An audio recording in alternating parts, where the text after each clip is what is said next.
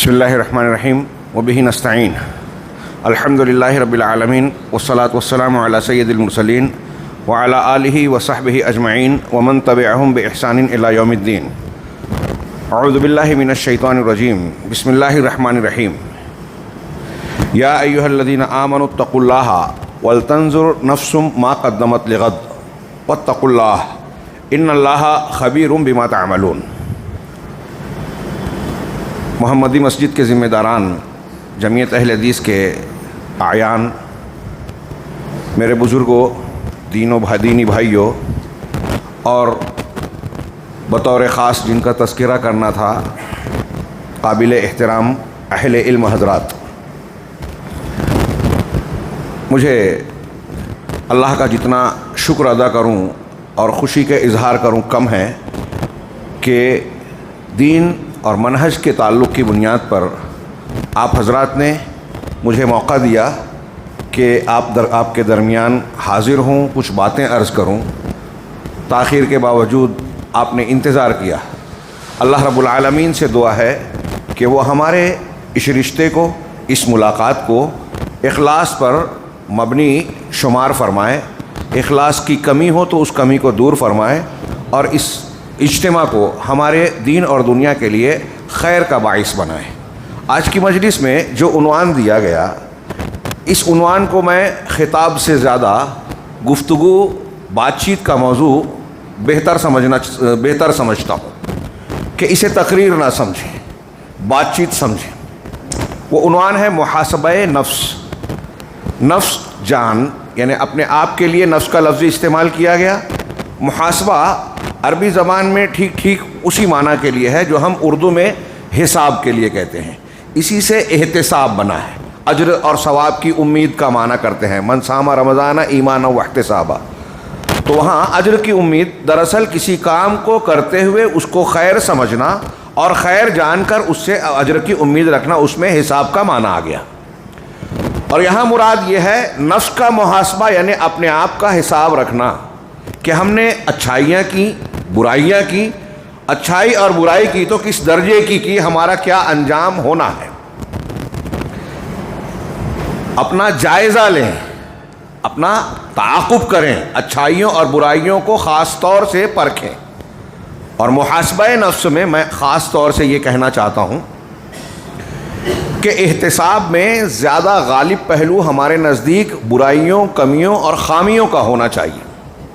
ہمارے اندر کیا خامی ہے، کیا کوتاہی ہے فرائض کی ادائیگی میں، اللہ کا حق ہو یا بندوں کا حق، ہم نے کہاں کمی کوتاہی کی، اس پر زیادہ نگاہ رکھنی چاہیے. اگر آپ، جیسا کہ آج عام طور سے دیکھا جاتا ہے کہ ایک انسان اپنی اچھائیوں کو یاد رکھتا ہے، ڈینگے مارتا ہے، لنترانیاں ہانکتا ہے، میں نے ایسا کیا، میں نے فلاں کارنامہ انجام دیا، فلاں جگہ یہ کیا. نہ صرف زبانی بیان کرتا ہے، بعض لوگ سوشل میڈیا پہ ڈالتے ہیں، تصویریں چھپواتے ہیں، صحیح اور غلط رپورٹیں چھپواتے ہیں، اخبار میں، نیز ذرائع ابلاغ میں اپنے کارنامے گنواتے ہیں. یہ بظاہر وہ چھوٹی بات سمجھتے ہوں، یا حالات کا تقاضا، ہمارے یہاں جمہوری مزاج کو جو ہے فروغ دیا گیا ہے، اور اس جمہوری مزاج نے اچھے مسلمانوں کا دماغ بھی خراب کر دیا. اگر آپ یہ کہیں کہ عوامی رائے عامہ بنانا اور کسی چیز کی تشہیر کر کے جو ہے معاملات، فائدے نقصان کی باتیں کرنا، یہ اسلامی مزاج نہیں ہے، تو ہمارے نوجوانوں کو ہضم ہی نہیں ہوتا. یہ جو جمہوریت ہے نا، اکثریت، تشہیر، دکھاوا، عہدے کے لیے اپنے آپ کو پیش کرنا، ساری چیزیں غیر اسلامی. ہم کسی اور موقع پر اس پر گفتگو کریں گے. میں یہاں محاسبہ نفس کے تناظر میں یہ نقصان بتانا چاہ رہا ہوں کہ جو لوگ اپنی نیکیاں یاد رکھتے ہیں، بیان کرتے ہیں، ان کے لیے دو بہت موٹے نقصان ہوتے ہیں. اس کے ضمنی نقصانات چھوڑیے. ایک تو یہ کہ ان کی وہ نیکی ضائع ہونے کا بھرپور اندیشہ ہوتا ہے. آپ نے جب نیکیاں کر کے لوگوں کو بیان کیا تو اس میں ریاکاری، شہرت طلبی آ گئی، اخلاص مجروح ہونے کا بھرپور اندیشہ ہے، تو نیکی ہی ضائع ہو گئی، نمبر ایک. دوسرا جو بڑا نقصان کہ آپ اگر اپنے آپ کو نیک سمجھتے ہیں، نیکی کا مظاہرہ کرتے ہیں، تو آپ کے اندر جو خامیاں ہیں اس کی اصلاح نہیں کریں گے. آپ اپنے آپ کو بہت بڑا، مہان، اتم، بھاری، سمجھیں گے، اس کا نتیجہ یہ نکلے گا کہ آپ کے اندر یا ہمارے اندر جو خامیاں ہیں ہم اس کی اصلاح نہیں کریں گے۔ کوئی اگر ہماری خامی پر نقطہ آرائی کرے اور بتائے کہ آپ کے اندر یہ خامی ہے، چاہے وہ اصلاح کے مقصد سے، ہم بھی بھر جائیں گے۔ اخذتہ العزت بالاسم، جو منافقین کی سرشت بتائی قرآن نے، جوش میں غصے میں مجھے بتاتا ہے، کل کا لونڈا جمعہ 8 دن میں مجھ سے زیادہ جانتا ہے، اور ایسا اور ویسا، انانیت آ جاتی ہے، گھمنڈ آ جاتا ہے۔ ہاں، پھر وہ مزاج جو شیطان کا تھا، اللہ نے حکم دیا اسجدوا لآدم فسجد الملائکۃ کلھم الا ابلیس، سوائے ابلیس کے سب نے سجدہ کیا۔ ابلیس نے کیوں نہیں کیا؟ ابا واستکبر، انکار کیا اور استکبار کیا، اکڑ گیا۔ یہ اکڑ بندے کو اللہ کے احکامات کے ماننے میں بہت بڑی رکاوٹ بنتی ہے، اصلاح کرنے میں بہت بڑی رکاوٹ بنتی ہے۔ آج ہمارے یہاں گھروں میں جھگڑے ہیں، باپ بیٹے کا جھگڑا اور دوسرے رشتہ داروں کا، دوستوں کا، جماعت میں ایک دوسرے سے جھگڑا۔ جھگڑوں کی بنیادیں یا وجوہات ہو سکتی ہیں، لیکن خاتمے کی بھی شکل اور صورت ہے، قرآن حدیث میں حل موجود ہے۔ تو بہت سے جھگڑے اس لیے حل نہیں ہوتے کہ اس کو جب حل کرنے جاتا ہے آدمی تو کوئی نہ کوئی ایک سوال انا کا، میں کا، گھمنڈ کا بیچ میں ایسا کھڑا ہو جاتا ہے کہ اگر میں نے قبول کر لیا تو میرا سر نیچا ہو جائے گا، میری بے عزتی ہو جائے گی، میرا وقار نہیں رہے گا، میں کیسے جھک سکتا ہوں۔ وہاں آدمی سب بھول جاتا ہے۔ من تواضع للہ رفعہ اللہ، اللہ کے رسول کا فرمان ہے۔ عام حالات میں مانتے ہیں، جب موقع آتا ہے تو ہم نہیں مانتے کہ جو اللہ کے لیے جھکتا ہے اللہ اس کو اٹھاتا ہے۔ یہ کب ہوتا ہے؟ جب آدمی شیخی میں آتا ہے، گھمنڈ میں، اور انا کا شکار ہوتا ہے۔ اور انا کے شکار ہونے کی نفسیات جو انسان کے اندر پروان چڑھتی ہے، وہ اس تناظر میں بھی پڑتی ہے کہ اپنی نیکیاں اور اپنے کارنامے بیان کرتا، میں بہت اچھا ہوں۔ اور جب انسان اس کے برخلاف محاسبہ کرتے ہوئے، نفس کا جائزہ لیتے ہوئے اپنی برائیوں، کوتاہیوں، خرابیوں پر نگاہ رکھتا ہے، تو دو باتیں پیدا ہوتی ہے بہت اچھی۔ پہلا یہ کہ اپنے آپ کو چھوٹا سمجھتا ہے، بڑا ہونے کے باوجود بھی چھوٹا سمجھتا ہے۔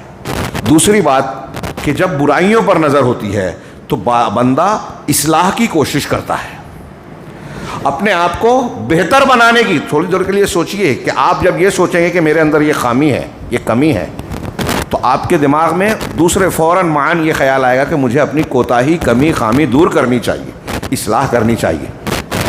وہاں آپ مظاہرہ نہیں کریں گے۔ دوسری بات یہ کہ ایسے میں جب آپ اپنی کوتاہی پر نگاہ رکھیں گے تو آپ اپنے آپ کو چھوٹا سمجھیں گے۔ یہ محاسبہ نفس آپ کو صحابہ کرام میں ایسا ہی نظر آئے گا۔ وہ صحابہ کرام جن کی بار بار نبی کریم صلی اللہ علیہ وسلم کی طرف سے جن کے بارے میں خوشخبریاں ملی، جنت کی بشارتیں ملی، ایک نہیں متعدد مرتبہ، وہ اللہ سے ڈرتے تھے کہ عمر فاروق ڈرتا ہے کہ قیامت کے دن اگر اللہ کی جانب سے اعلان ہو کہ اللہ نے سارے لوگوں کی بخشش کر دی سوائے ایک کے، تو میں ڈرتا ہوں کہ کہیں وہ ایک میں تو نہیں ہوں۔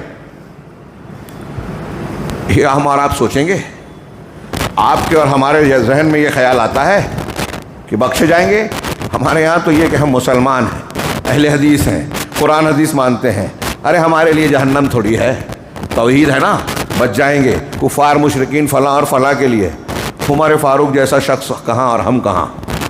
ہمارے اپنے سوچنے کے انداز پر غور کیجئے۔ یہ میں نے ایک مثال دی صحابہ کرام، یہ عمر فاروق اور ایسے لوگوں کے یہ اقوال جو ہم پڑھتے ہیں کس وجہ سے ہے؟ یہ اللہ رب العالمین کے اس ارشاد اور اس تعلیم کی وجہ سے، جو میں نے سورۃ الحشر کی ایک آیت پڑھی اور اس معنی کی بہت ساری آیات اور نصوص ہیں۔ اللہ رب العالمین نے فرمایا یا ایھا الذین آمنوا اتقوا اللہ، اے ایمان والو اللہ سے ڈرتے رہو، تقوی اختیار کرتے رہو۔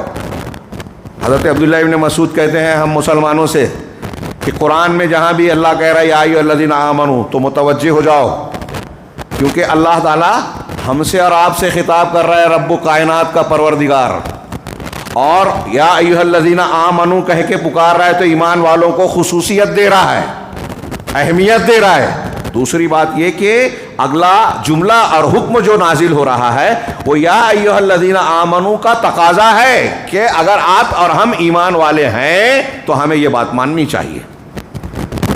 اے ایمان والو اتقوا اللہ، اللہ سے ڈرتے رہو۔ تقوی پوری شریعت پر عمل سے عبارت ہے، ہم اور آپ جانتے ہیں، بار بار سنتے ہیں۔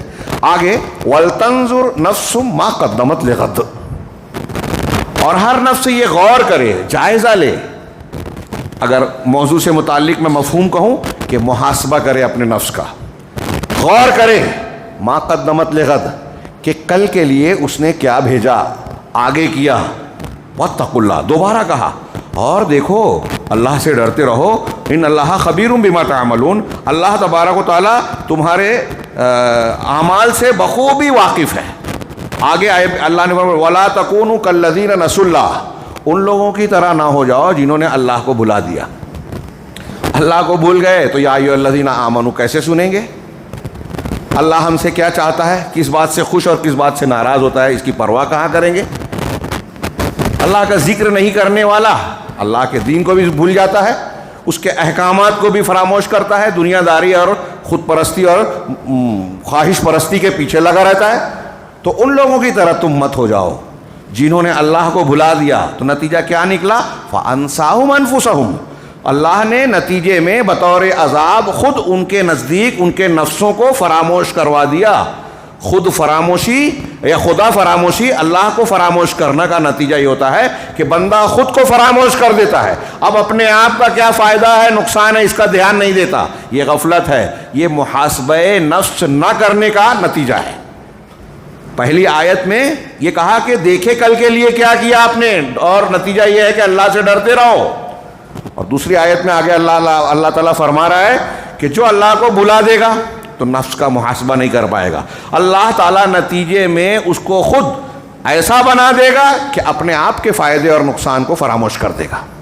آج ہمارے یہاں لوگ بہت ذہین بنتے ہیں. ہاں, ذہانت کا معیار کیا ہے آج ہمارے یہاں؟ بہت ذہین. میں نے ابھی باندرا کے خطاب میں تھوڑا یہی ٹاپک تھا, لگ بھگ تھوڑا تفصیل سے گفتگو کی, تمہیدی انداز میں ہی میں نے یہ بات کی کہ آج ہمارے ہاں لوگ بہت ایک سے ایک ذہانت کے لوگ نظر آتے ہیں. جہاں مجلس میں بیٹھے ہیں ایسا لگے گا وہ ایسا بگھارے گا علم, حکمت, فلسفے کہ اس سے زیادہ چالاک جانکار کوئی ہے ہی نہیں. مسلمانوں میں ایسے ایک سے ایک نظر آئیں گے, لیکن آپ مجموعی طور سے غور کریں تو ذہین لوگ انتہائی بیوقوف نظر آئیں گے. سماج میں آپ ایسی بیسیوں چیز جائزہ لے سکتے ہیں. ایک مجموعی طور سے دیکھیے مسلمان بہت ذہین ہے, لیکن ہر جگہ مارے جا رہے ہیں, کوٹے جا رہے ہیں. ذہانت کا تقاضا تو یہ ہوتا نا کہ حکمت و دانائی آپ کو آپ کے فائدے سے دوچار کرتی, نقصانات سے بچنے پر کی تدبیر اختیار کرنے پر ابھارتی. ہم مجموعی طور سے پیٹے جا رہے ہیں, مارے جا رہے ہیں, اور جب یہ بات ہوتی ہے تو جائزہ لیتے ہیں. ٹھیک ہے, ہم اپنا نہیں دوسروں کو بتاتے ہیں کہ یہ ان کی غلطی ہے, عوام بولتے ہیں علماء کی غلطی ہے, علماء بولتے ہیں لیڈروں کی غلطی ہے, وہ بولتے ہیں پبلک کی غلطی ہے, ایک دوسرے کی بولتے ہیں. سب صحیح بول رہے ہیں, میں کہہ رہا ہوں. آپ کہہ رہے ہیں ان کی غلطی ہے, صحیح ہے. وہ کہہ رہے ہیں آپ کی غلطی ہے, وہ بھی صحیح ہے.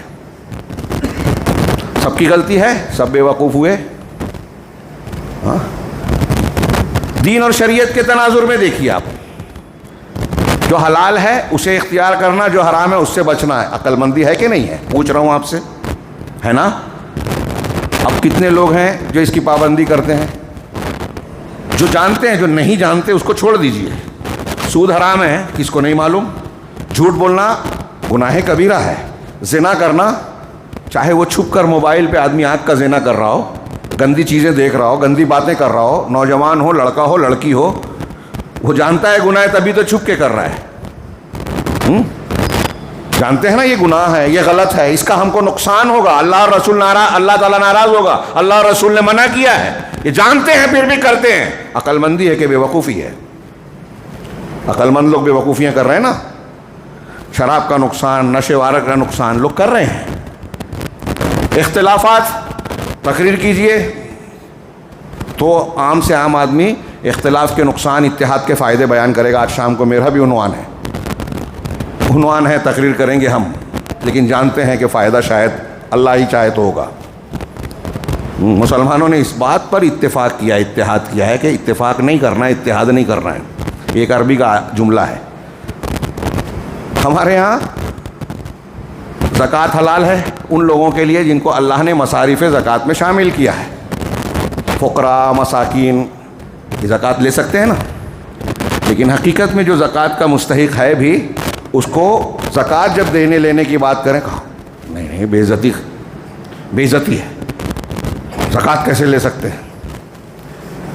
لوگوں کا میل کچیل ہے. میل کچیل اس کے لیے جس کے مال میں زکوٰۃ واجب ہو رہی ہے, اس کو جب دیا جا رہا ہے تو اس کی صفائی ہو رہی ہے, اس اعتبار سے میل کچیل ہے. جو مستحق ہے اس کے لیے نہیں ہے. لیکن زکوٰۃ لینے میں آر ہے اسی سماج میں وہی انسان جو زکوٰۃ کا حلال پیسہ نہیں لینا چاہتا, وہ سودی قرض لیتا ہے, جس کے روایت میں اگرچہ کلام ہے لیکن مقبول درجے تک بعض اہل علم کے نزدیک کہ جس کا 70 درجہ اور ادنا درجہ یہ کہ اپنی ماں کے ساتھ بدکاری کرے. اللہ اور رسول سے جنگ کا اعلان قرآن نے کہا, وہ لین دین عقل مند ہے کہ بیوقوف ہے؟ جو آدمی حلال کو چھوڑ کر حرام لے رہا ہے, کر رہا ہے, اس کو آپ عقل مند کہیں گے یا بیوقوف کہیں گے؟ تو اس طرح سے آپ نتیجے اور حقیقت کے اعتبار سے غور کریں تو آج دنیا کے ذہین ترین لوگ ہمیں بیوقوف ترین لوگ نظر آئیں گے. وہ کام کرنے والے جس سے خود کا, گھر کا, سماج کا, قوم کا, ہر ایک کا نقصان ہوتا ہے. آج ہمارے یہاں انتہائی ذہین کہ وہ بڑا سیاست داں ہے, بہت ذہین ہے, لیکن آپ دیکھیے کہ اس کی سیاست پوری کی پوری منفی بنیادوں پر چل رہی ہے. وہ چند لوگوں کی کمائی کے لیے بازار سے روپیہ کھینچنے کے لیے سینکڑوں لوگوں کی جان مال کا سودا کرتا ہے. ہاں, وہ اس کو اس سے کوئی پرواہ نہیں کہ کورونا کا معاملہ جو ہے پھیل جائے, اس کو اس سے کوئی پرواہ نہیں کہ بھوک ماری بے روزگاری عام ہو جائے, اس سے کوئی پرواہ نہیں کہ مہنگائی بڑھ جائے تو بہت سے گھروں میں فاقہ کشی اور بے روزگاری کی بنیاد پر موت کا ننگا ناچ ہوگا. اس کو کوئی پرواہ نہیں, اپنا مفاد مقصود ہے. کیا وہ عقل مند ہے؟ وہ اپنے آپ کو بہت بھاری سیاست داں یا دنیا سمجھتی ہو, وہ جاہل ہے, بیوقوف ہے. مثبت سیاست عقل مندی والی کم آتی ہے. بات تھوڑی سی آگے بڑھ گئی, لیکن ہمارے موضوع سے متعلق ہے کہ یہ سب کچھ کس بنیاد پر ہو رہا ہے کہ بندہ خود اپنے آپ کے فائدے اور نقصان سے ناواقف ہو گیا. یہ عذاب ہے اللہ کا. قرآن کی اس آیت کے مطابق وَلَا تَكُونُوا كَالَّذِينَ نَسُوا اللَّهَ فَأَنسَاهُمْ أَنفُسَهُمْ, ان لوگوں کی طرح نہ ہو جاؤ جنہوں نے اپنے اللہ کو بھلا دیا, فراموش کر دیا. اللہ کو بھلانا, اس کی شریعت, اس کے دین, اس کی عظمت, کبریائی, توحید کو فراموش کر دیا. اب آزاد بن گئے, آوارہ بن گئے, منمانیاں کر رہے ہیں, خواہش نفس کے پیچھے جا رہے ہیں, دنیا کے پیچھے بھاگ رہے ہیں. تو نتیجہ کیا؟ اللہ رب العالمین نے انساہم انفسہم, خود ان کے نفسوں کو بھلا دیا. اس کی تفسیر آپ اٹھائیے, اردو عربی سب میں ملے گی کہ آدمی اپنے نفع نقصان کو اب سمجھ نہیں رہا ہے. یہی میں نے جو تشریح کی نا اس جملے کی کہ عقل ہے بظاہر لیکن بے وقوفیاں کر رہا ہے.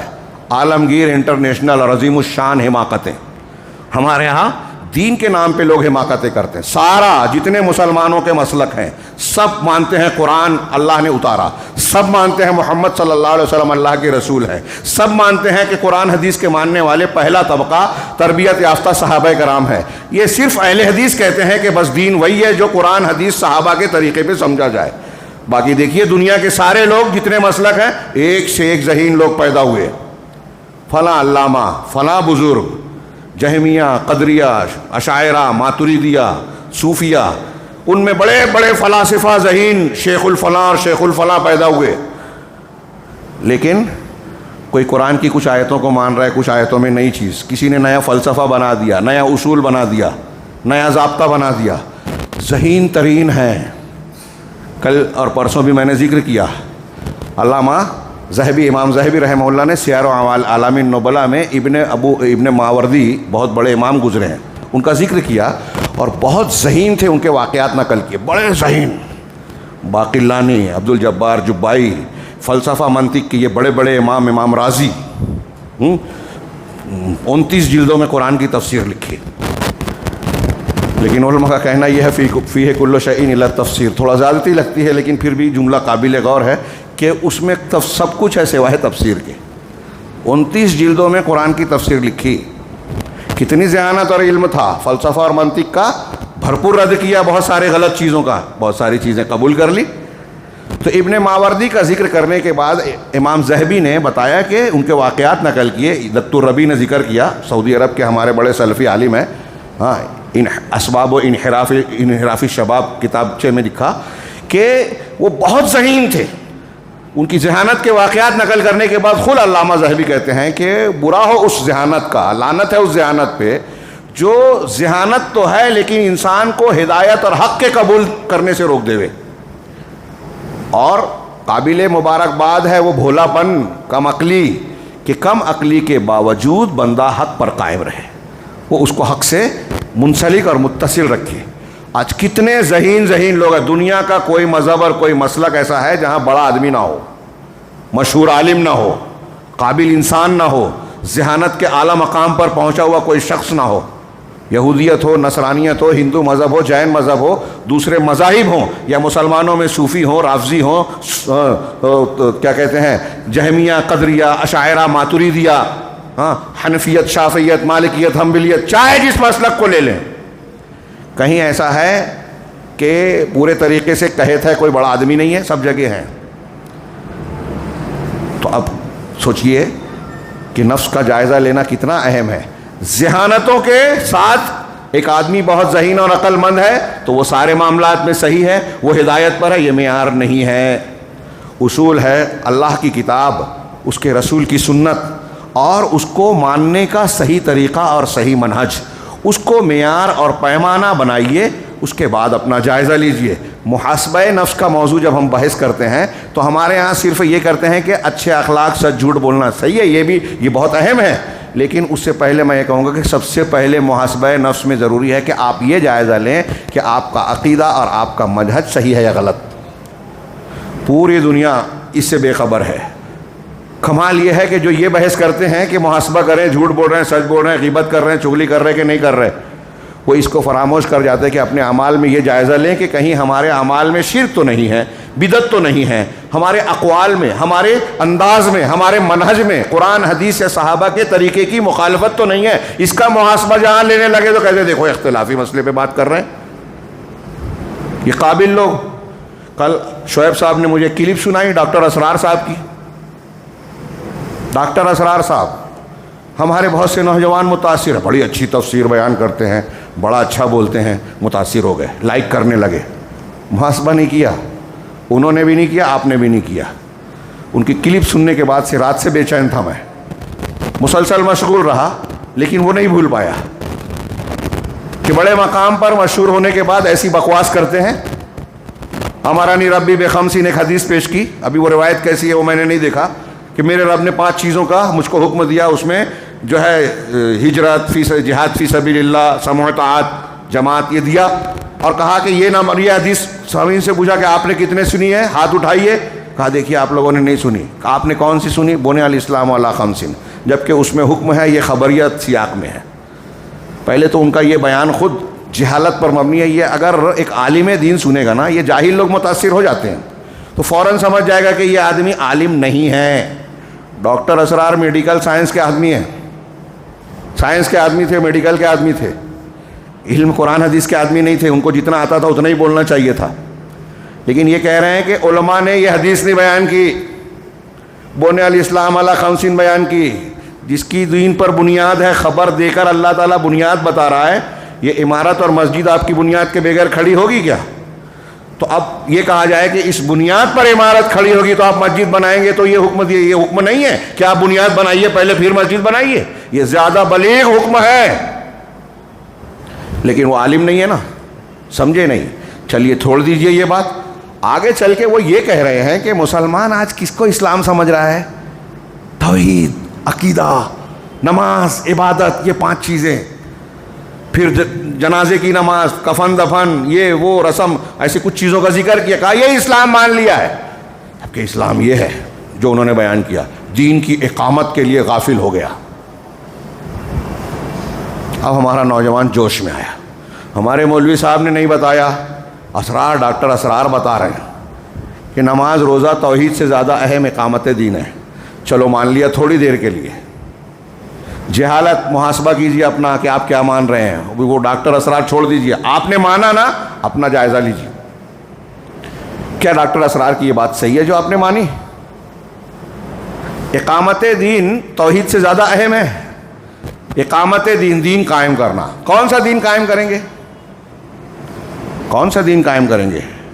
پنجاب والا, ہریانہ والا, دیوبند والا, بریلوی والا, ایران والا, made in India, made in Iran, کون سا دین؟ اگر انبیاء کا دین قائم کریں گے تو سارے انبیاء نے توحید ہی پر زور دیا ہے. قرآن کہتا ہے, حدیثیں کہتی ہیں. اگر توحید نہیں ہے تو دین نہیں ہے, تو قائم کیا کرو گے آپ؟ آپ بول رہے ہو توحید عقیدہ غیر اہم ہے. اگر توحید اور عقیدہ نہیں ہے تو اقتدار کی کوئی اہمیت نہیں ہے. دین کے قائم کرنے میں یہی بنیادیں ہیں جس سے عمارت قائم ہوگی. نماز روزہ حج زکات تمام انبیاء نے یہی کیا. جاہل ہے یہ. اللہ کے نبی صلی اللہ علیہ وسلم سے صحابہ وہ مکہ کے کفار نے کہا تھا سب پڑھتے ہیں بچے, ڈاکٹر اسرار نے نہیں پڑھا یا سمجھا نہیں. لوگ اس سے متاثر ہیں کہ اگر آپ چاہتے ہیں, پیشکش کی تھی نا مکہ والوں نے مکی دور میں, کئی پیشکش کی تھی, اس میں سے ایک پیشکش یہ تھی کہ اگر آپ چاہتے ہیں تو ہم آپ کو اپنا بادشاہ بنا لیتے ہیں, حاکم بنا لیتے ہیں. ہاں, یہ آپ ہم سے سمجھوتا کر لیں. تو اگر بادشاہت یا اقامت کا ہی مسئلہ حکومت سے ہوتا, توحید کی اہمیت نہیں ہوتی, دینی تربیت عبادت کی اہمیت نہیں ہوتی, اللہ کے رسول فوراً قبول کرتے کہ حکومت مل رہی ہے. مگر وہ ڈاکٹر اسرار اور جماعت اسلامی کے فلسفے کو انبیاء ماننے والے نہیں تھے, اس لیے انہوں نے یہ نہیں کیا جو ڈاکٹر اسرار چاہتے ہیں. اور ہمارا نوجوان جس سے متاثر ہے, محاسبہ کرتا نہیں ہے, جانتا نہیں ہے, خود جاہل ہے, علماء کو کہتا ہے کہ یہ نہیں جانتے. خیر, یہ معاملہ یہاں کا ہوا. اللہ کے رسول صلی اللہ علیہ وسلم کی دعوت جب پہنچی نجاشی بادشاہ کے پاس, آپ سب جانتے ہیں حضرت نجاشی مسلمان ہو گئے تھے کہ نہیں. ان کی وفات پر رسول اللہ صلی اللہ علیہ وسلم نے نماز پڑھی نا جنازے کی, اسی سے لوگ غائبانہ نماز جنازے پر استدلال کرتے ہیں, وہ بحث کرتے ہیں, اختلاف کرتے ہیں, الگ بحث. پڑھی نا, یہ دلیل ہے نا کہ وہ مسلمان ہو گئے تھے. تو اللہ کے رسول صلی اللہ علیہ وسلم کے عہد مبارک میں ایک بادشاہ, ایک ملک کا بادشاہ مسلمان ہوتا ہے, لیکن اپنا مسلمان ہونا اپنے عوام سے چھپا کر رکھتا ہے. اب ڈاکٹر اسرار, مولانا ابوالعلا مودودی, سید قطب, یہ جو ہمارے تحریکی نوجوان ہیں, ان کے اعتبار سے تو اللہ کے رسول صلی اللہ علیہ وسلم کو لپک لینا چاہیے تھا کہ نجاشی بادشاہ مسلمان ہو گئے, وہاں پہنچیں, اسلام کو نافذ کر دیں, اقامت دین کر دیں حبشہ میں. لیکن اقامت دین کا یہ طریقہ ہے ہی نہیں, نبوت کا, نبیوں کا, اللہ کا بتایا ہوا طریقہ ہے ہی نہیں. حکومت حاصل کر کے نافذ کیا جائے, یہ امرانی ربی بخمسین کے ذریعے سے وہی پیش کرنا چاہتے ہیں جو نبی کی دعوت کے بالکل خلاف ہے, غیر عقلی ہے, قرآن حدیث کے خلاف ہے, غیر فطری ہے, ان نیچرل ہے. کیسے؟ غور کیجیے. آپ حکومت پر لڑ سکتے ہیں آج؟ آپ لڑ نہیں سکتے تو اللہ آپ سے حساب لے گا. ہتھیار لے کے نکلے کیوں نہیں, ہجرت کیوں نہیں کی؟ ہاں, ایک دم سمپل. کل میں نے ایک درس میں کل یا پرسوں کہا کہ اگر آپ غریب آدمی ہیں, زکوٰۃ فرض نہیں ہے, تو کوئی بولتا زکوٰۃ نہیں دی زندگی میں, مالدار بنو اور زکوٰۃ دو. قیامت کے دن غریب آدمی سے اللہ پوچھے گا زکوٰۃ نہیں دی تھی, کیوں نہیں دی؟ حج نہیں کیا. جو چیز آپ پر فرض ہی نہیں ہوئی اس کا اللہ آپ سے سوال کرے گا. ایک صحابی نے اسلام قبول کیا, کلمہ پڑھا, اللہ کے رسول صلی اللہ علیہ وسلم سے اجازت جہاد کی, میں کہا پہلے کلمہ پڑھو. کلمہ پڑھا, ہاں, توحید کے بغیر جہاد نہیں ہوگی, اس حدیث سے معلوم ہوا. میں ایسے لڑنا چاہتا ہوں, کہا نہیں کوئی ضرورت نہیں ہے, یہ اللہ کے راستے میں نہیں ہوگا, پہلے ایمان لاؤ. ایمان لائے, پھر انہوں نے کہا جہاد, کہا آپ کرو. شہید ہو گئے, ایک بھی نماز نہیں پڑھی, ایک بھی نماز, غالباً صحیح مسلم کی روایت میں, اور جنتی ہو گئے. اب آپ بولیں گے نماز نہیں پڑھی جنت میں کیسے جائیں گے؟ ہم کہتے ہیں بے نمازی کا مسئلہ ہے, لیکن انہوں نے نہیں پڑھی. کیا فتویٰ ہے آپ کا؟ قصوروار ہے وہ؟ پوچھ رہا ہوں, ان کی غلطی بولو گے؟ تو چونکہ ان پر نماز فرض نہیں ہوئی تو نہ پڑھنے پر وہ مجرم نہیں ہیں. ایسے ہی جو حضرت اللہ کے رسول کی وہ روایت پیش کر رہے ہیں کہ میرے رب نے 5 چیزوں کا حکم دیا, اب اس حکم میں سے کسی پر عمل کرنے کی اگر ہمیں طاقت نہیں ہے, حالت نہیں ہے, سچویشن نہیں ہے, تو اللہ ہم سے پوچھے گا. لیکن اگر آپ کے گھر میں, آپ کے عمل میں شرک ہو رہا ہے تو اللہ پوچھے گا کہ نہیں پوچھے گا؟ آپ نے حکومت قائم کرنے کے لیے کچھ نہیں کیا اس لیے کہ طاقت نہیں تھی. سمپل لاجک فتویٰ, پوچھے گا اللہ؟ نہیں. لیکن آپ نے شرک کیا, پوچھے گا اللہ؟ پوچھے گا. قبر سے ہی شروع ہو جائے گا. من ربک, مشرک آدمی جواب ہی نہیں, میں نہیں جانتا, ہاں لا ادری. 5 چیزوں پر عمل کیا ہوگا نا, یہ بنی الاسلام والا 50 خبریہ جملے کو چھوڑے گا, وہاں پکڑا جائے گا. فرشتے مار کے کہیں گے ما دریت وما تلوت، اللہ تو نے پڑھا نہ جانا۔ وہ ڈاکٹر اسرار کو سنا ہو کہ مولانا مودودی کو پڑھا ہو، سید قطب کے پیچھے بھاگا ہو کہ فلاں انجینئر کے پیچھے بھاگا ہو، عقیدہ نہیں سیکھا، یہ بنیادی سوال حل نہیں کیا، عذاب ہوگا۔ تو اہم کیا ہوا؟ ڈاکٹر اسرار بتائیں۔ جہالت کی باتیں کرتے ہیں۔ اقامت دین کی اقامت وہی ہے جو اللہ کے رسولوں نے کی۔ نبی صلی اللہ علیہ وسلم نے کفار مکہ سے یہ قبول نہیں کیا حکومت لے کے قائم کر دے دین کو، طاقت آ جائے گی تو سب کو رون دوں گا، سیاست میں یہ چلتا ہے، ایسا نہیں کیا۔ آپ تربیہ اور تصفیہ کرنا چاہتے تھے، اور یہ تربیہ اور تصفیہ ہی کا طریقہ ہے کہ ہم اپنے نفس کا محاسبہ کریں۔ تربیہ نیکی کی عادت ڈالنا، اچھائی کی تعمیر کرنا، فروغ دینا۔ تصفیہ برائیوں کو صاف کرنا، توحید سکھانا، اس کے تقاضوں پر عمل کرنا، اور شرک کے تقاضوں سے براءت کرنا، سنت کو اختیار کرنا۔ یہ تخلیہ ہے، تربیہ ہے، ہاں تحلیہ ہے اس کو کہتے ہیں، آراستہ کرنا نیکیوں سے۔ یہ آپ عرب علماء میں یہ تفسیر پائیں گے۔ علامہ البانی رحمہ اللہ اور دوسرے علماء بار بار نوجوانوں کو آج کے کرتے تھے کہ نبی کا طریقہ ہے تحلیہ اور تخلیہ۔ تحلیہ نیکیوں کو لانا، آراستہ کرنا، صحیح تربیت دینا، اور تخلیہ بدعیوں سے صفائی، شرک سے صفائی، بدعت سے صفائی، برے اخلاق سے صفائی، حرام کاموں سے صفائی، حرام خوری سے صفائی، بدعقیدگی سے صفائی، غلط منہج سے صفائی۔ یہ تخلیہ ہے، تصفیہ ہے، صفائی ہے۔ اس کے بغیر آپ تربیت اور اصلاح معاشرہ نہیں کر سکتے۔ اور یہی محاسبہ میں ہم کو یہ کرنا ہے کہ کن چیزوں سے ہم کو آراستہ ہونا ہے، تحلیہ، اور کن چیزوں سے صفائی کرنا ہے، تصفیہ کرنا ہے۔ اگر ہم نے اللہ کو بھلا دیا، قرآن کہہ رہا ہے، تو اللہ تعالیٰ تمہیں اپنے نفسوں کو بھلا دے گا۔ اور اللہ نے کہا اولئک هم الفاسقون، یہ فاسق لوگ ہیں۔ لا یستوی اصحاب النار و اصحاب الجنہ، یہ دھیان رکھو نوجوانوں۔ دنیا میں کامیابی کا معیار کیا ہے؟ آج ہمارا ایک مسلمان بھی بولتا ہے ارے مجھے اتنا کما لیا، میرے بیٹے کو سرکاری نوکری مل گئی، کاروبار لگ گیا، دکان لگ گئی، مہینے کا اتنا کما رہا ہے، بہت سکسیس۔ یہ سکسیس کی کا معیار نہیں ہے اسلام میں۔ عبد الرحمن بن عوف کے اتنے اونٹ تھے کہ مدینہ سے شام کے تک شہر تک لگاتے، قطار نہیں ٹوٹتی، بولتے تھے ہتھوڑے سے سونا ٹوٹتا تھا، اتنی برکت مل گئی تھی، لیکن روتے تھے، نعمتیں ملنے پر روتے تھے۔ صحیح بخاری میں ہے، ان کے بیٹے ابراہیم وہ بستر پر روزے سے تھے، حضرت کہا میرے والد عبد الرحمن روزے سے تھے، میں نے ان کے سامنے کھانا رکھا، اچھا کھانا تھا، دیکھ کر رونے لگے۔ کون؟ عبد الرحمن بن عوف رضی اللہ عنہ، عشرہ مبشرہ میں سے ہیں، بڑی فضیلتیں ہیں۔ رونے لگے، کہا کہ مصعب ابن عمیر مجھ سے بہتر تھے۔ صحابہ کرام کا مزاج، ہمارے اندر کوئی کچھ نہیں رہے گا، اپنے آپ کو بہتر بتائیں گے، کوئی عمل نہیں کرتا۔ اور آج کل تو فیشن بنا ہے خاص طور سے علماء کو کی ٹانگ کھینچنا، اور علماء کو تنقید کر کے اپنے آپ کو قابل بتانا۔ شاید اس میں نفسیات یہی ہوتی ہے کہ بھائی ان کا نام ہو رہا ہے، جن کا نام ہو رہا ہے تو ان پہ تنقید کی جائے، ان پہ تنقید کر کے یہ دکھانا ہوتا ہے کہ نہیں میں زیادہ قابل ہوں، مجھ کو موقع نہیں مل رہا ہے تقریر کا، ورنہ بتا دیتا کہ ان سے قابل میں ہوں۔ یہ ایک فیشن سا بن گیا ہے۔ یہ تحریکیوں، یہودیوں کی سازش کا ایک حصہ ہے جو ہمارے سماج اور معاشرے پہ اس کے اثرات ہیں، اچھے متاثر ہیں۔ صحابہ کرام میں جو بہتر ہوتا تھا، حدیث اور قرآن سے ثابت ہے کہ یہ اس سے بہتر ہے، پھر بھی کہہ رہے ہیں کہ میں چھوٹا ہوں۔ حضرت مصعب ابن عمیر غزوہ احد میں شہید ہوئے، بڑا اونچا درجہ صحابیت کا ہے، لیکن عشرہ مبشرہ سے کم درجے کے تھے۔ حضرت عبد الرحمن بن عوف عشرہ مبشرہ میں سے ہیں، کہتے ہیں کہ مصعب ابن عمیر مجھ سے بہتر تھے، لیکن احد میں اس حال میں جب شہید ہوئے تو یہ حال تھا کہ ان کے بدن پر صرف ایک چادر تھی۔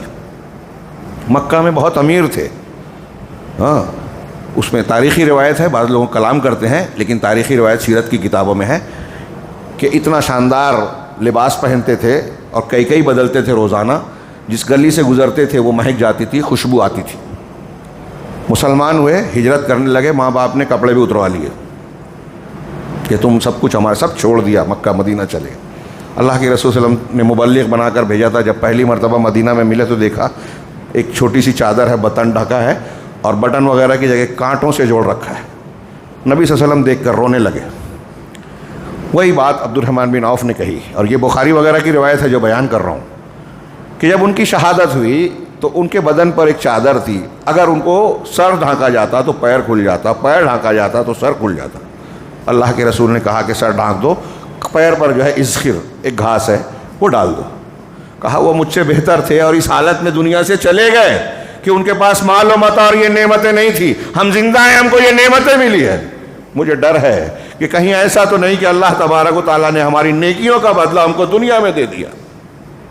ابراہیم ان کے بیٹے کہتے ہیں، یہ کہہ کر وہ رونے لگے، روتے روتے اٹھ گئے، کھانا نہیں کھایا جبکہ روزے سے تھے۔ یہ ہے محاسبہ، ان کا ڈر۔ صحابہ کرام کے اندر یہ بات دیکھیے آپ۔ مسلم شریف میں کتاب الایمان میں لمبی روایت نقل کی امام مسلم نے، میں نے باندرا میں بیان کی، ابھی یاد آ گئی، حضرت عبد الرحمن بن عوف کا ذکر کیا تو حضرت عمرو بن عاص صحابی ہیں، ہاں، انتہائی ذہین شخصیت، جو تحریکی حضرات ہیں، رافضی صفت ہیں، مرزا اور اس ٹائپ کے لوگ جو رافضیوں کے ایجنٹ ہیں، ان کا نشانہ یہ بھی رہتے ہیں حضرت امیر معاویہ کے ساتھ۔ ہاں، اللہ رب العالمین نے بھلا کی صلاحیت اور ذہانت دی تھی ان صحابہ کرام کو۔ آخری وقت ہے، ابو شماسہ المہری ایک تابعی ہیں، کہا ہم حضرت عمرو بن عاص کے ہاں حاضر ہوئے، آپ کا آخری وقت تھا، ساتھ میں ان کا بیٹا تھا۔ حضرت عمرو جو ہیں انہوں نے دیوار کی طرف رخ کر لیا اور رونے لگے، صحابی رسول ہیں، رونے لگے۔ تو کہا، ان کے بیٹے نے کہا کہ ابا جان، الم یبشر کا رسول اللہ صلی اللہ علیہ وسلم بے قضا، الم یبشر کا بے قضا، کہ ابا جان کیا اللہ کے رسول نے آپ کو ایسی ایسی ایسی ایسی بشارتیں نہیں دی ہیں، خوشخبری نہیں دی ہے، کیوں رو رہے ہیں آپ؟ تو انہوں نے پلٹ کر کہا کہ مجھے جو چیزیں ملی ہیں اس میں سب سے افضل اور پر امید چیز جو ہے وہ لا الہ الا اللہ محمد رسول اللہ ہے۔ رہا میرا معاملہ تو میری 3 حالتیں تھیں۔ آخری وقت میں ایک صحابی رسول کہہ رہے ہیں کہ میری 3 حالتیں تھیں۔ پہلی حالت یہ تھی کہ جب اللہ کے رسول صلی اللہ علیہ وسلم سامنے آئے تو اس وقت میں آپ سے نفرت کرتا تھا، یہ میں اپنے الفاظ میں بیان کر رہا ہوں اختصار کے لیے، میں آپ سے شدید نفرت کرتا تھا، آپ کو قتل کر دینا چاہتا تھا کہ آپ پر مجھے قوت مل جائے تو میں، طاقت مل جائے تو میں قتل کر دوں گا آپ کو، یہ میرا خیال تھا۔ سب سے زیادہ مبغوض شخصیت تھی آپ کی۔ اس وقت اگر میں مر جاتا، میری موت ہو جاتی تو یقیناً میں جہنم میں جاتا، لیکن پھر اللہ تعالیٰ نے میرے دل میں اسلام ڈالا، میں نبی صلی اللہ علیہ وسلم کے پاس حاضر ہوا، آپ سے کہا کہ میں بیعت کرنا چاہتا ہوں، میں نے ہاتھ پھیلایا، آپ نے ہاتھ بڑھایا تو میں نے ہاتھ کھینچ لیا۔ پوچھا امر یہ کیا ہے؟ کہا میں ایک شرط رکھنا چاہتا ہوں۔ کہا کیسی شرط؟ کہا کہ میرے جو پچھلے گناہ ہیں وہ معاف ہوں گے یا نہیں؟ آپ نے فرمایا کہ کیا تم نہیں جانتے کہ اسلام یعنی مسلمان ہونا اپنے سے پہلے گناہ کو معاف کر دیتا ہے، ہجرت اپنے سے پہلے کے گناہوں کو معاف کر دیتی ہے، حج اپنے سے پہلے کے گناہوں کو معاف کر دیتا ہے۔ اللہ کے رسول صلی اللہ علیہ وسلم کہتے ہیں حضرت عمرو بن عاص کہ اس وقت یہ ایسا وقت تھا کہ آپ کی شخصیت سے زیادہ محبوب شخصیت میرے نزدیک کوئی نہیں تھی، آپ کو کا اتنا احترام اور وقار تھا میرے دل میں کہ آنکھیں بھر کر میں آپ کے چہرے کو دیکھ نہیں پاتا تھا، آپ کے چہرے پر میری آنکھ رکتی نہیں تھی، آپ کا وقار اور جلال ایسا تھا۔ ہاں، اس وقت ایسی حالت میں اگر میری موت ہو جاتی تو مجھے اللہ سے امید ہے۔ آج کل ہمارے ہاں خواب دیکھ کے لوگ بولتے ہیں کہ میں تو جنتی، یہ غیر شرعی طریقہ ہے۔ صحابی کہہ رہے ہیں کہ مجھے امید ہے کہ اس حالت میں اگر میری موت ہو جاتی تو میں جنت میں جا سکتا تھا۔ پھر تیسری حالت، اللہ رب العالمین نے اللہ کے رسول صلی اللہ علیہ وسلم کے چلے جانے کے بعد ہم کو کئی امور کا والی اور ذمہ دار بنایا، اور اس میں ہم نے بہت سارے تصرفات کیے۔ اب میں نہیں جانتا کہ اس حالت میں اب میری موت آئے گی تو میرا کیا ہوگا۔ پھر آپ نے کچھ نصیحتیں کی۔ مسلم شریف کی روایت، کون کہہ رہا ہے؟ ایک صحابی، مسلم شریف کی ہی حدیث ہے کہ حضرت حنظلہ اسدی، وہ اللہ کے رسول صلی اللہ علیہ وسلم کے کاتبین میں تھے، وکان من کتاب رسول اللہ۔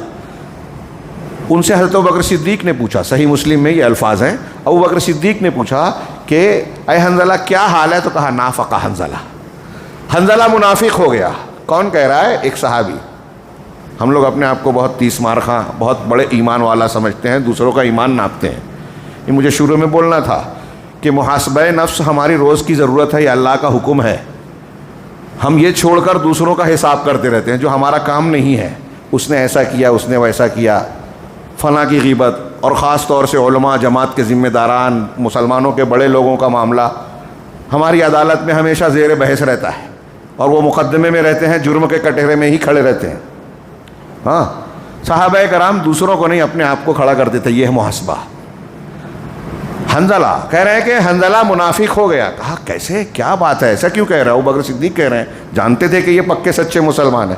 کہا ابوبکر بات ایسی ہے کہ ہم جب اللہ کے نبی صلی اللہ علیہ وسلم کی مجلس میں ہوتے ہیں، آپ جنت و جہنم کا ذکر کرتے ہیں، اس وقت ہماری کیفیت ایمان کی الگ ہوتی ہے، لیکن جب ہم اہل و عیال میں، بال بچوں میں آتے ہیں، کاروبار میں لگ جاتے ہیں تو بدل جاتی ہے۔ تو یہ دو رنگی، یہی تو منافقت ہوئی۔ ابوبکر صدیق نے کہا کہ یہ کیفیت تو ہماری بھی ہوتی ہے۔ دونوں اللہ کے رسول صلی اللہ علیہ وسلم کے پاس آئے، اللہ کے رسول صلی اللہ علیہ وسلم سے پوچھا کیا بات ہے، یہی جملہ دہرایا کہ منافق ہو گیا۔ کہا ایسا کیوں کہہ رہے ہو؟ کہا یہ کیفیت ہوتی ہے کہ آپ کے پاس الگ، گھر میں الگ، تو یہی تو نفاق ہوا۔ تو اللہ کے نبی صلی اللہ علیہ وسلم نے فرمایا کہ اے حنظلہ، اگر لو تدومون، کہ اگر تم اس حالت پر مسلسل رہ جاؤ جس حالت پر تم میری مجلس میں رہتے ہو اور اللہ کے ذکر کی حالت میں رہتے ہو، عبادت و ذکر کی حالت میں، اگر اسی حالت میں ہر وقت رہ جاؤ، لصافحتکم الملائکہ علی فرشکم وفی طرقکم، کہ فرشتے تمہارے بستروں پر اور راستوں میں تم سے مصافحہ کریں گے۔ وَلَكِنْ يَا حنظلہ ساعتاً ساعتاً، لیکن اے حنظلہ الگ الگ حالت کی، الگ الگ وقت کی الگ الگ کیفیت ہوتی ہے۔ 3 مرتبہ کہا آپ نے، یہ تسلی دی کہ انسان کے اندر یہ تلون مزاجی ہوتی ہے، حالات کے بدلنے سے ذہن بدلتا ہے، اور یہی اسی وجہ سے ہمارا امتحان ہے کہ ہم اپنے آپ پر کنٹرول کریں، نفسانی خواہشات پر یہ محاسبہ نفس کرتے ہوئے روزانہ اپنی اصلاح کرتے رہیں، اپنے اندر موجود شیطنت کو، بہیمیت کو، اپنے اندر موجود درندگی کو، گناہ کے جذبے کو دبا کر ایمان کو، خیر کو، ملکوتیت کو، اچھائی کو غالب کریں۔ یہی امتحان ہے۔ صحابہ کرام یہی کرتے تھے۔ امام بخاری نے نقل کیا کہ ابن ابی ملیکہ رحمہ اللہ ایک تابعی ہیں، وہ کہتے ہیں کہ لقیت 30 من اصحاب رسول اللہ صلی اللہ علیہ وسلم کلہم یخاف علی نفسہ النفاق۔ اللہ اکبر، کہ میں نے 30 صحابہ کرام سے ملاقات کی۔ وہ تابعی کہہ رہے ہیں کہ 30 صحابہ سے میں نے ملاقات کی، ان میں سے ہر شخص اپنے آپ پر جو ہے نفاق کا ڈر رکھتا تھا کہ کہیں میں منافق تو نہیں ہو گیا۔ یہ 30 صحابہ، حضرت عمر فاروق کئی مقام پر، ابھی میں نے ایک روایت پیش کی، حضرت عمر فاروق کہتے ہیں، علامہ ابن کثیر نے روایتیں نقل کی کہ ایک مرتبہ حذیفہ رضی اللہ تعالیٰ عنہ کو دیکھا، ایک آدمی کی وفات ہوئی، نماز جنازہ پڑھانے کھڑے ہوئے، پلٹ کے دیکھا تو حضرت حذیفہ جا رہے ہیں بغیر نماز پڑھے۔ حضرت عمر چونک گئے، نماز پڑھا دی، واپس لوٹے اور ان سے کہا کہ آپ نے اس کی نماز جنازہ نہیں پڑھی، اس کا مطلب یہ کہ وہ منافق تھا، وہ بھی منافق تھا جسے ہم مسلمان سمجھتے تھے، اس لیے آپ نے نہیں پڑھی۔ اللہ کے رسول کے رازدار تھے حضرت حذیفہ، صاحب سر رسول، تو آپ رازدار ہیں، آپ جانتے ہیں، مجھے صرف اتنا بتا دیجئے۔ حضرت عمر فاروق کہہ رہے ہیں حضرت حذیفہ سے کہ مجھے اتنا بتا دیجئے کہ اللہ کے رسول صلی اللہ علیہ وسلم نے منافقین کی جو فہرست آپ کو بتائی ہے، کیا اس فہرست میں عمر بن خطاب کا بھی نام ہے؟ میں بھی اس میں ہوں کیا؟ سوچئے وہ محاسبہ کیوں کرتے تھے، یہ باتیں کیوں کرتے تھے۔ امام بخاری نے ان کے بیٹے اور ابو موسیٰ اشعری کے بیٹے کا مکالمہ نہ کہ تم کو پتہ ہے میرے والد نے آپ کے والد سے کیا کہا، ہم نے جو کچھ نیکیاں کی ہیں اس سے بارے میں آپ کا کیا کہا ہے۔ ابو موسیٰ اشعری نے کہا کہ مجھے امید ہے اللہ معاف کرے گا، ہم نے یہ کیا۔ حضرت عمر کہتے ہیں لیکن میں تو ڈرتا ہوں کہ اگر اللہ تعالیٰ، میں سوچتا ہوں کہ اللہ ہماری نیکیوں کا بدلہ جنت دے یا نہ دے، مجھے برابر چھوڑ دے، مجھے جنت نہ ملے چلے گا، لیکن جہنم میں مجھے نہ لے، مجھ کو بچا دے گا۔ یہ ڈر اور خوف یہی محاسبے پر ابھارتا ہے۔ اللہ تعالیٰ نے اس آیت میں کہا، علامہ ابن کے اے ایمان والو اللہ سے ڈرتے رہو اور دیکھو کہ کل کے لیے کیا کیا۔ علامہ ابن قیم اس آیت کی تفسیر میں کہتے ہیں کہ یا ایھا الناس آمنوا اتقوا اللہ ولتنظر نفس ما قدمت لغد، کہتے ہیں کہ اللہ تعالیٰ کہہ رہا ہے، یہ علامہ ابن قیم کہہ رہے ہیں کہ اللہ تعالیٰ یہ کہہ رہا ہے، یہ آیت دلالت کر رہا ہے کہ محاسبہ نفس کرنا دلیل ہے کہ محاسبہ نفس ہم پر اور آپ پر فرض ہے۔ اللہ کہہ رہا ہے غور کرو، جائزہ لو، محاسبہ کرو اپنے نفس کا کہ کل کے لیے ہم نے کیا کیا، مرنا تو ہے ہی، دنیا سے جانا تو ہے ہی، موت سے رکاوٹ اور بچاؤ کا کوئی راستہ ہے کیا کسی کے پاس؟ یہ کوئی علاج نہیں ہے۔ اور جس وقت موت کا لمحہ آئے گا، قرآن نے نقشہ کھینچا، ابھی میں نے پچھلے کل بیان کیا کہ ایک لمحے کی بھی مہلت نہیں ملے گی۔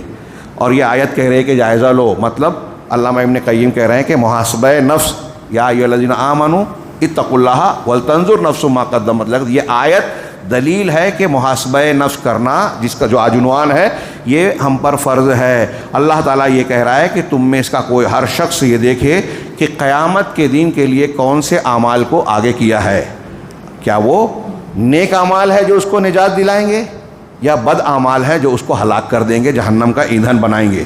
قتادہ کہتے ہیں کہ تمہارا پروردگار قیامت کو برابر تم سے قریب کر رہا ہے، یہاں تک کہ تمہارے اور ہمارے لیے اس کو اس آیت میں کیا کہا؟ غد، کل۔ غد عربی میں کہتے ہیں آنے والا کل۔ آج کا دن ہے، ہاں سنیچر ہے نا، اتوار ہے، ہاں کل سوموار ہے، تو کل والا دن، قیامت کو کل کہا، یعنی جیسے آج کے بعد والا دن قریب ہے ویسے ہماری آپ کی قیامت قریب ہے۔ میں نے روایت پیش کی، صحیح مسلم کی، حضرت عائشہ کہتی ہیں کہ اعرابی پوچھتے تھے کہ اللہ کے رسول قیامت کب ہوگی، تو مجلس کے سب سے چھوٹے بچے کو دیکھ کر آپ کہتے تھے کہ اگر یہ بچہ زندہ رہا تو اس کے بوڑھا ہونے سے پہلے تمہاری قیامت قائم ہو جائے گی۔ یہ بچہ جو یہاں موجود ہے، سمجھ لیجیے اللہ کے رسول کہہ رہے ہیں اس کے بوڑھا ہونے سے پہلے ہم جو عمر والے ہیں کوئی زندہ نہیں رہے گا، ہماری قیامت قائم ہو جائے گی۔ تو کل وہ جب قیامت ہے، چونکہ وہ آنا ہے اس لیے دور نہیں ہے اور مسلسل قریب ہو رہی ہے، تو کل کے لیے کیا ہے اللہ تعالیٰ نے کل فرمایا۔ اور آگے سے علامہ ابن قیم کہہ رہے ہیں قتادہ کا قول نقل کر کے، مقصود یہ ہے کہ دل کی صلاح اور اصلاح نفس کے محاسبے کے ساتھ ہے۔ آپ اپنے دل کی اصلاح کر سکتے ہیں جب آپ نفس کا محاسبہ کرتے رہیں، والاسترسال معہا، اور کہہ رہے ہیں وفسادہ باہمالہا، اور دل کا فساد اور بگاڑ اس کو چھوڑ دینے میں ہے، لغو قرار دے دینے میں ہے، اور اس کے ساتھ چلنے میں ہے کہ دل جدھر بول رہا ہے، من جدھر چاہ رہا ہے، آدمی اس طرف چلا جائے، اس کی طرف دھیان نہ دیوے۔ اس سلسلے میں حضرت عمر بن خطاب کا ایک قول ہے کہ اللہ کو کہتے ہیں حاسبوا انفسکم قبل ان تحاسبوا۔ یہ علامہ ابن ابی دنیا نے اور علامہ ابن قیم دونوں نے یہ روایت نقل کی حضرت عمر سے کہ اپنے نفس کا حساب کرو، محاسبہ کرو قبل اس کے کہ تمہارا محاسبہ کیا جائے۔ اگر ہم اپنا حساب کرنا چھوڑ دیں گے تو پھر وہاں کا حساب مشکل ہو جائے گا۔ اپنا حساب آج دنیا میں کریں گے نا تو اصلاح ہوتی رہے گی، وہاں کا حساب آسان ہو سکتا ہے۔ کہا کہ اپنے تمہارا حساب لیا جائے اس سے پہلے تم حساب کرو، وزنوا انفسکم، اور اپنے نفسوں کا وزن کرو، قبل ان توزنوا، قبل اس کے کہ تمہارا وزن کیا جائے۔ قیامت کے دن اعمال کا بھی وزن ہوگا، شخصیات کا بھی وزن ہوگا۔ فإنه أهون عليكم في الحساب غدا۔ علامہ حضرت عمر بن خطاب کہتے ہیں کہ ایسا کرنا تمہارے لیے قیامت کے دن، کل کے دن حساب کرنا یا تمہارے حساب کے لیے زیادہ آسان ہوگا۔ ہاں ان تحاسبوا، کہ یہ زیادہ آسان ہوگا، آسان کر دے گا کہ تم آج کے دن اپنے آپ کا محاسبہ کرو۔ وتزینوا للعرض الاکبر، اور اپنے آپ کو عرض اکبر، اللہ کے سامنے پیش ہونے کے لیے اپنے آپ کو آراستہ اور تیار کرو۔ اللہ رب العالمین نے قرآن میں کہا، حضرت عمر نے سورہ حاقہ کی آیت پڑھی، یومئذ تعرضون لا تخفی منکم خافیہ، کہ اس دن جب تمہیں پیش کیا جائے گا تو تمہارے لیے کوئی چھپنے والی چیز چھپی نہیں رہے گی، ساری چیز اللہ کے سامنے بے نقاب ہوگی۔ یہ ایک آیت چند اقوال محاسبے کے تعلق سے پیش کرنے کے بعد میں صرف اشارہ کروں گا کہ آپ اور ہم غور کریں، محاسبہ کریں، اور محاسبے کے جو تقاضے ہیں، صحیح راستہ علم کا، توحید کا، قرآن حدیث کا، اس کو اختیار کریں۔ اس محاسبہ کرنے کے لیے جو ابھارنے والی چیز ہے، میں صرف اشارے کروں کہ ایک انسان دہل جائے، عمر فاروق اور صحابہ کرام جیسے لوگ تنہائیوں میں رو رہے ہیں، اللہ سے ڈر رہے ہیں، تمام تر خوشخبریوں کے باوجود جو ہے جھوٹی امید میں نہیں لگے ہیں، جیسے کہ ہم لوگ۔ حضرت امام حسن بصری کہتے ہیں کہ مومن نیکیاں کرنے کے بعد بھی ڈرتا رہتا ہے، جیسے صحابہ کا عمل تھا۔ قرآن نے کہا یؤتون ما آتوا وقلوبہم وجلہ، صدقہ و خیرات کرتے ہیں۔ حضرت عائشہ کے پوچھنے پر اللہ کے رسول نے کہا کہ یہ مومن بندے ہیں، نیکیاں کرتے ہیں اور ڈرتے ہیں کہ کہیں ایسا تو نہیں کہ اللہ قبول نہیں کرتا۔ یہ ہے محاسبہ۔ تو حضرت حسن کہتے ہیں، حسن بصری، کہ مومن وہ ہے جو نیکیاں کر کے اللہ سے ڈرتا ہے، اور منافق وہ ہے جو نیکیاں بھی نہیں کرتا، گناہ کر رہا ہے، دنیا داری میں لگا ہے اور اللہ پہ امیدیں باندھتا ہے، ارے میں پار ہو جاؤں گا۔ ہم اور آپ اپنا جائزہ لیں کہ ہمارے اندر منافقین کی صفت ہے یا مومنین کی، اور محاسبہ نفس پر ابھارنے والی چیز اللہ پر ایمان اور آخرت پر ایمان ہے۔ قیامت کا وہ منظر یاد کیجئے، جو جہنم میں جائے گا وہاں جہنمی کی کیفیت کیا ہوگی؟ وہ کہے گا یا مالکو لیقضی علینا ربک، جہنمی جہنم کے داروغے مالک جو جہنم کا فرشتہ ہوگا اس پہ کہیں گے اے مالک تم اپنے رب سے کہو لیقضی علینا ربک کہ تمہارا پروردگار ہمارا کام تمام کر دے، کہ جہنم کے عذاب سے خلاصی مل جائے، مر جائے، ختم ہو جائے، بے نام و نشان ہو جائے۔ کہیں گے کلا انکم ماکثون، ایسا ہرگز نہیں ہوگا، تم کو یہیں ٹھہرنا ہے۔ یہ مضمون قرآن میں اور بھی جگہ ہے۔ سورہ فاطر کی آیت میں نے کل پرسوں بھی پیش کی تھی کہ اللہ ہم کو پھر سے دنیا میں بھیج دے، اب ہم وہ عمل نہیں کریں گے جو پہلے کرتے تھے۔ آج ہم کو دنیا کا یہ موقع ملا ہوا ہے، اللہ ہم کو بچائے، جہنم ہی کہے گا کہ یہ موقع دے دے جو آج ہم کو ملا ہوا ہے۔ اچھا عمل کریں گے، محاسبہ کر کے ہم اچھے عمل کی طرف پلٹیں، ورنہ اللہ بچائے جہنم میں جو جائے گا اللہ تعالیٰ کہے گا کہ ایسا ہرگز نہیں ہوگا، تم کو اتنی عمر ملا تھی کہ سدھر سکتے تھے، اصلاح کر سکتے تھے، اور ڈرانے والے بھی آئے۔ یہ تو جہنم کی بات ہے کہ جہاں سب سے ہلکے عذاب والا بھی یہ سمجھے گا کہ سب سے بھاری عذاب ہو رہا ہے۔ اس سے پہلے کا مرحلہ میدان محشر کا، وہاں کیا حال ہوگا؟ یوم یفر المرء من اخیہ، کہ اس دن آدمی اپنے بھائی سے بھاگے گا، وامہ وابیہ، اپنی ماں سے اور باپ سے، وصاحبتہ وبنیہ۔ دیکھیے ایک کے بعد ایک قریب سے قریب رشتہ، بھائی سے زیادہ قریب ماں باپ سے زیادہ بیوی سے زیادہ قریب بیٹا، ایک دوسرے سے بھاگیں گے، کوئی ایک نیکی نہیں دے گا میدان محشر۔ دنیا میں ان کے لیے حلال حرام کی تمیز کھو رہے ہیں کہ بیٹے کا مستقبل بنانے کے لیے شریعت کو پامال کر رہے ہیں، بیٹے کا مستقبل بنا نہیں رہے ہیں اپنا، اور بیٹے کا مستقبل تباہ کر رہے ہیں۔ اصلی مستقبل آخرت والا ہے۔ دین سکھائیے، سچی تربیت دیجیے، نیک بنائیے، اللہ تعالیٰ حفاظت کرے گا۔ برا بناؤ گے تو کروڑا چھوڑ کے جاؤ، بڑی سے بڑی نوکری دو، وہ محتاج ہی رہے گا، پیٹ بھرے گا نہیں اس کا، آپ کے مرنے کے بعد آپ کے لیے دعا نہیں کرے گا۔ لیکن نیکی سکھاؤ گے تو جھوپڑے میں رہ کر بھی جو ہے اللہ تعالیٰ اس کو عزت کے ساتھ رکھے گا، نماز پڑھے گا تو آپ کے لیے دعا کرے گا، لوگ کہیں گے کہ یہ فلاں آدمی کا نیک بیٹا ہے، آپ کے لیے دنیا اور آخرت میں مفید ہوگا۔ تو قیامت کے دن ایک دوسرے سے رشتہ دار بھاگیں گے۔ الاخلاء یومئذ بعضهم لبعض عدو الا المتقون، گہرے دوست اس دن ایک دوسرے کے دشمن ہوگا سوائے متقیوں کے۔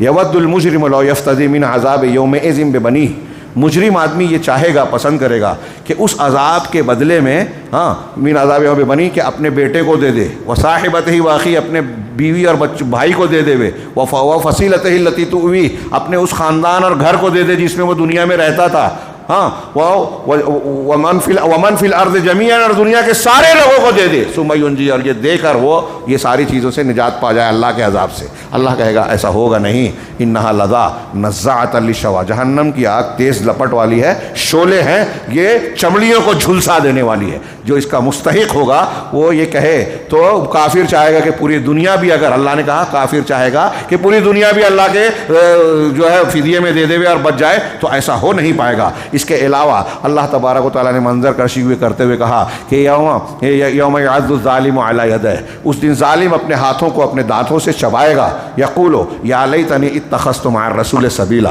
وہ کہے گا کہ کاش میں نے رسول کو اپنا ساتھی بنایا ہوتا، یہ فلاں اخوانی نہ بنا ہوتا، صوفی نہ بنا ہوتا، جہمی نہ بنا ہوتا، اشعری ماتریدی اور فلاں فرقہ اور فلاں نیا طریقہ اور بدعت کو اختیار نہ کیا ہوتا، سنت کا طریقہ صحابہ اور جماعت کا طریقہ اختیار کیا ہوتا، صراط مستقیم کو اختیار کیا ہوتا۔ یا لیتنی، قرآن کہہ رہا ہے کاش کہ میں نے رسول کو اپنا ساتھی، ان کا رسول کا راستہ اختیار کیا ہوتا۔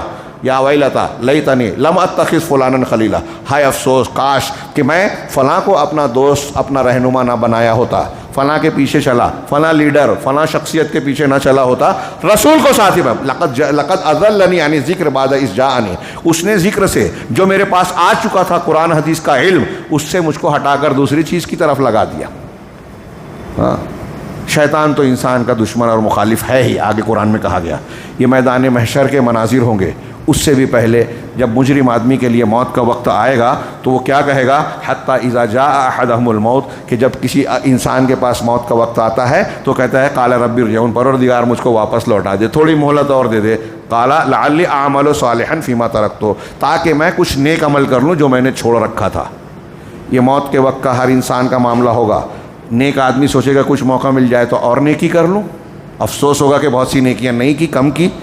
برا آدمی سوچے گا کہ میں توبہ کر لوں اور نیکیاں کر لوں، تو جو میں نے نیک عمل چھوڑا تھوڑا تھوڑا مہلت دے دے، پیچھے کر دے، تو اللہ کی طرف سے کہا جاتا ہے کالا کلا، ہرگز نہیں، انہا کلمۃ ہوا قائلھا، یہ بس ایک بات ہے جس کا کہنے والا بس کہہ رہا ہے، ومن ورائہم برزخ الی یوم یبعثون، اور اس کے پیچھے ایک برزخ ہے، پردہ ہے، آڑ ہے، جب اس دن کے لیے جب ان کو اٹھایا جائے گا۔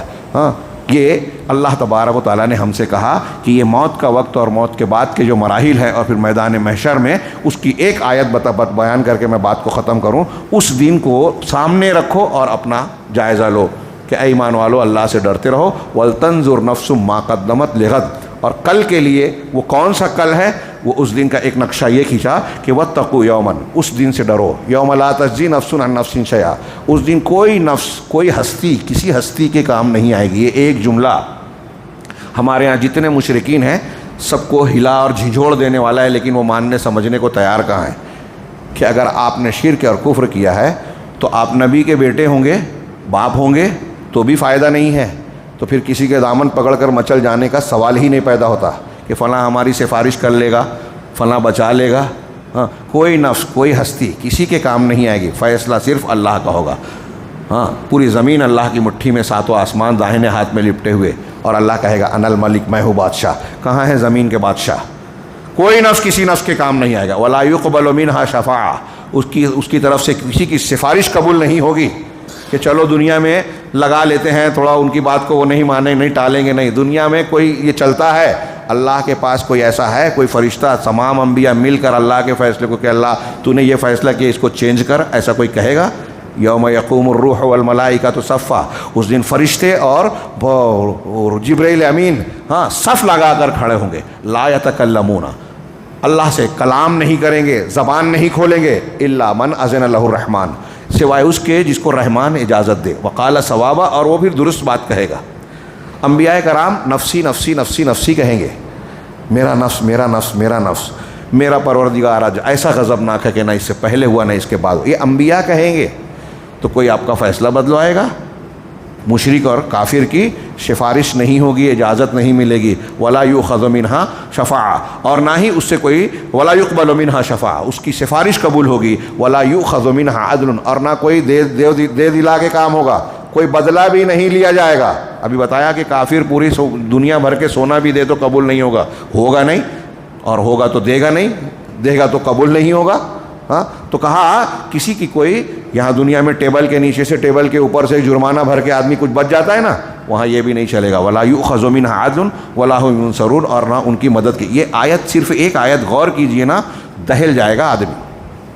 کوئی کسی کی مدد نہیں کر سکے گا، سفارش نہیں چلے گی، بدلہ نہیں دیا جائے گا، اور سب سے بڑھ کر کہ کوئی نفس کسی نفس کے کام نہیں آئے گا۔ سارے دنیا میں بچنے کے جتنے ذریعے ہیں نا، اللہ نے ساری امیدوں کو کاٹ دیا ہے اس آیت میں، اور ایسی دوسری کوئی چیز نہیں چلے گی۔ آپ کا صحیح عقیدہ ایمان، آپ کا صحیح عمل، وہی چلے گا۔ لہٰذا جب یہ بھیانک دن آنے والا ہے، جب کوئی کسی کے کام نہیں آنے والا اور محض اللہ کا فیصلہ ہونے والا ہے، اور فیصلے کی بنیاد ایمان اور عمل صالح ہے، تو آج اپنا محاسبہ کیجیے۔ اللہ رب العالمین سے دعا ہے کہ وہ ہمیں اپنے نفس کا حقیقی معنوں میں اخلاص کے ساتھ محاسبہ کرنے کی توفیق عطا فرمائے۔ اور سچی بات یہ ہے کہ جس دن سے ہمارے سماج میں مرد اور خواتین، ہم اور آپ، ہاں، اپنی ذات کا محاسبہ کرنے لگیں، اس دن سے اصلاح شروع ہو جائے گی۔